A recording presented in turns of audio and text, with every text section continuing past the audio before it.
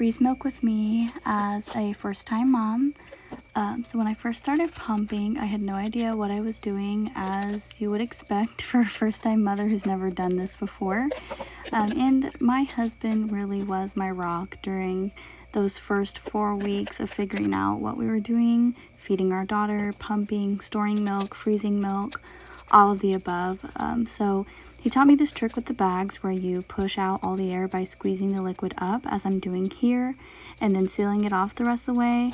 And he just really led the way for all of this stuff, and I'm really grateful for him. So I wanted to take the time to say that.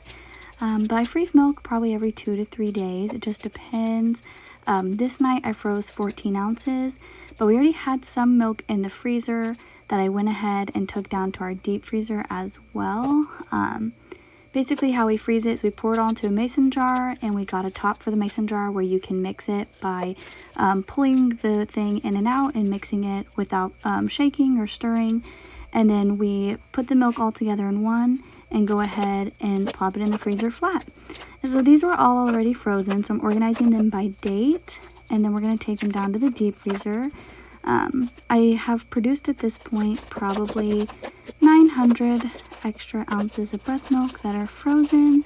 I try not to pump more than what my daughter needs, but it's kind of hard to gauge when you're a first-time mom what your baby's going to drink and what they're not going to drink, and then wanting to keep a supply and wanting to have a backstock in case you need it, etc. So we're kind of at the point where my supply is pretty stable. I freeze maybe 40 ounces every week.